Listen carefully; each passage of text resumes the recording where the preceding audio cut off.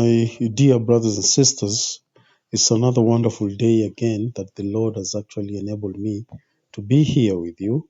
And especially given that it's a new year, we are actually contemplating on what exactly the year will actually bring. But we felt that we should begin this year by listening to some of the counsels that Heavenly Father has given through His actually servants.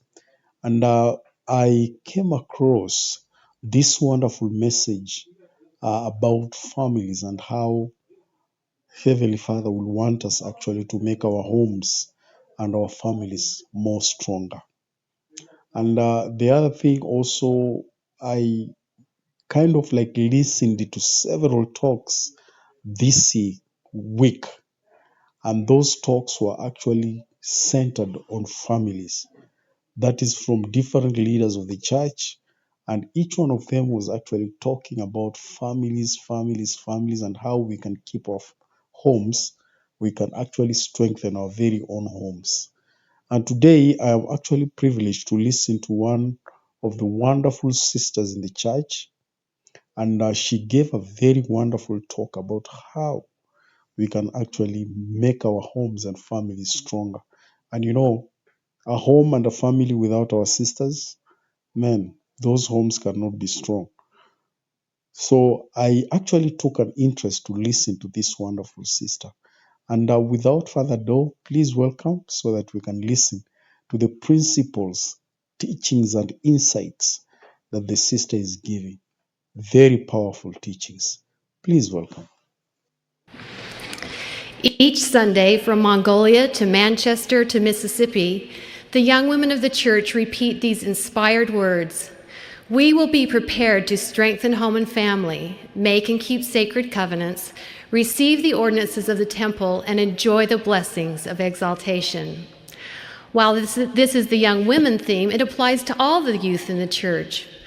I hope I can help you, my young brothers and sisters, understand how powerful your individual actions can be in strengthening your home and family, no matter what your circumstances. I understand, for example, that many of you may be the only member of the church in your family. For the Strength of Youth reminds us that being part of a family is a great blessing. Not all families are the same, but each is important in Heavenly Father's plan. All families need strengthening, from the ideal to the most troubled. That strengthening can come from you. In fact, in some families, you may be the only source of spiritual strength. The Lord is depending on you to bring the blessings of the gospel into your family. It is important to establish patterns of righteousness in your own life, which will enable you to set a good example for your family, whatever form your family may take. The example of your righteous life will strengthen your family. President Hinckley gave the young women a simple 4-point program in the General Young Women meeting last spring that will not only assure your happiness, but will bless your family as well. He counseled each of us to pray, study, pay your tithing, and attend your meetings. Seeking the help of the Lord daily through prayer will bring great blessing. Now, this was the time when President Hinckley was the prophet of the church, was still the president of the church. And this is Sister Mary Ann Cook, who is actually the second counselor. And I kind of like thought, maybe is she related to Elder Cook? I kind of like thought so. Otherwise, let's proceed there. To your family. Ask yourself, who in my family could benefit from my personal prayers? What could I do to support and encourage family prayer? As you personally study the scriptures, you will come to know the Savior and his teachings. From his example, you will know how to love, serve, and forgive members of your family. Consider how you could share your understanding of the scriptures with your family. On several occasions, President Hinckley has admonished us to get all of the education you can. Your education will benefit your family now and will surely bless your future family. What can you do now to plan and prepare for a good education?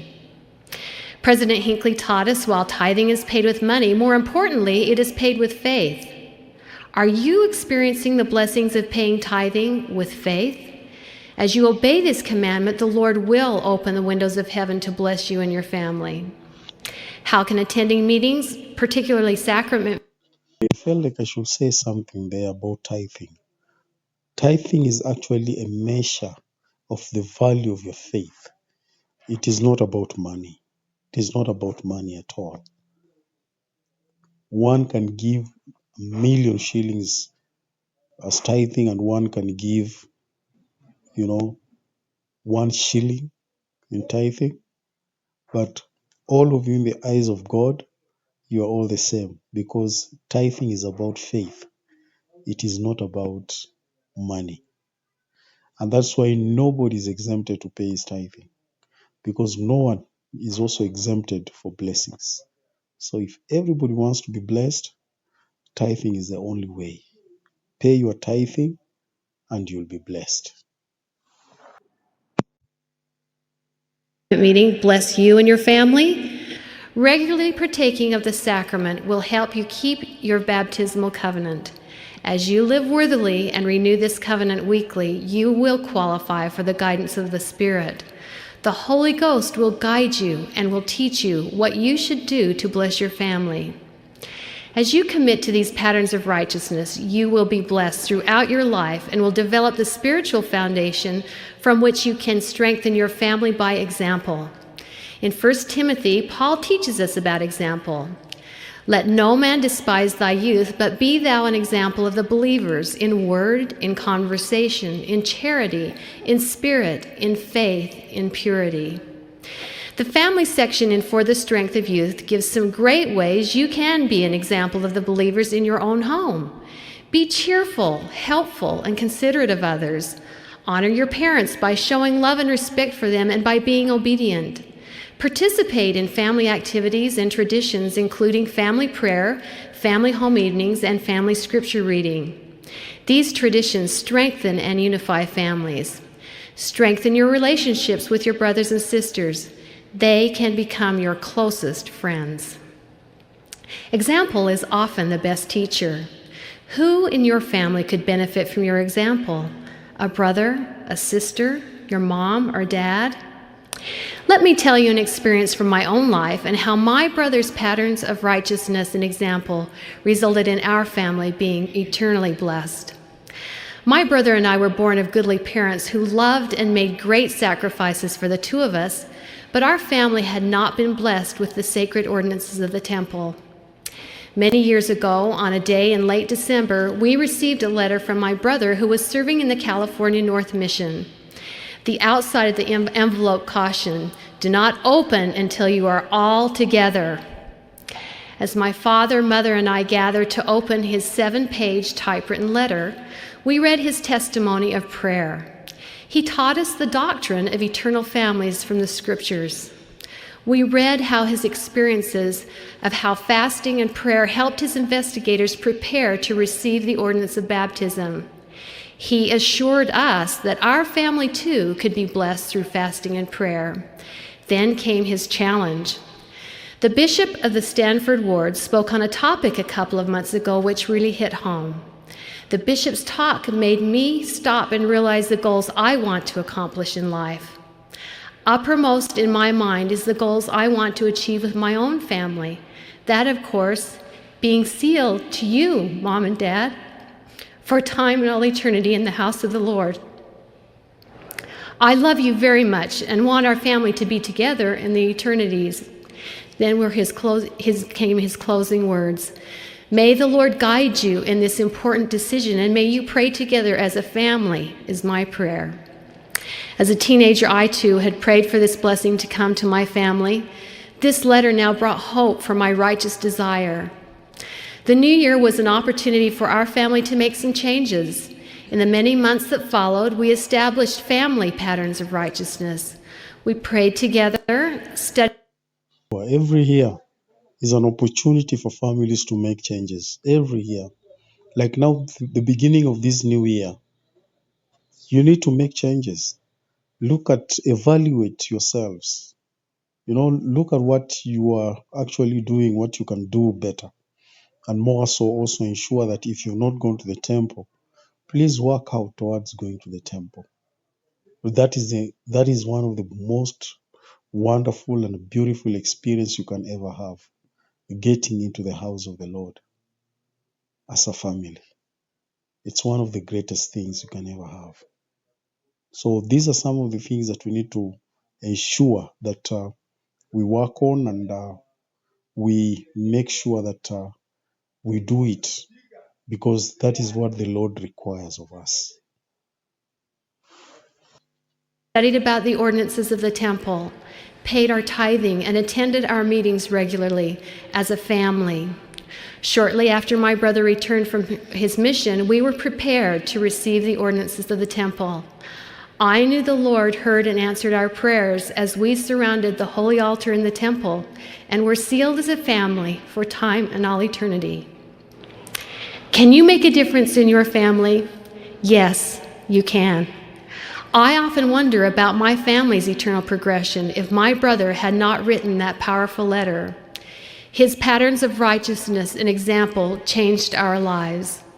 Elder Robert D. Hales said, "If the example we have received from our parents was not good, it is our responsibility to break the cycle.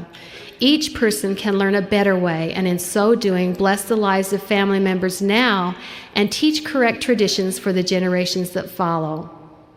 Remember, the family is central to the Creator's plan for the eternal destiny of His children.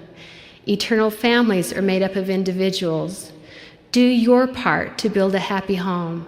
Establish patterns of righteousness in your life and be an example of the believers. The Lord is depending on you to assist in the exaltation of your eternal family. I know that Jesus Christ lives. He knows you and loves you. He has blessed me and my family, and I know He will bless you and yours. Of this I humbly testify in the name of Jesus Christ. Amen. I think this talk has really hit home. This talk has really hit home, because there are so many members of us, especially in Africa, who feel like they had family patterns, and some of those family patterns were not actually good examples to them. And what happens is that they fear breaking those cycles, thinking that they will be seen as people going against the traditions of their fathers. But when you look at those traditions were actually ungodly, and they were very, very much misleading. And some of those traditions were leading our people to abject poverty. Abject poverty. There are some traditions that they will not even consider taking a girl to school. They will not consider taking a girl to school. And those are some of the things that I think we need to break those cycles, especially for those who are actually getting into the church and they understand the truth. This is the time you need to break the cycle. Break the cycle, leave those traditions, those bad traditions that were actually backward and they were derailing you, and focus on the foundations of Christ. Focus on the foundations of Christ. I know this talk was very, very powerful. And to me, it hit home. It hit home, and especially at the beginning of this year, there are some things I need to make sure I do them right. I have to do them right. I used to think like that is how it's supposed to be done. But I've realized that the Lord requires more. So I need to do better than what I did last year, and I need to move forward with faith. Otherwise, thank you very much. God bless you, and I'm looking forward to see you again next time.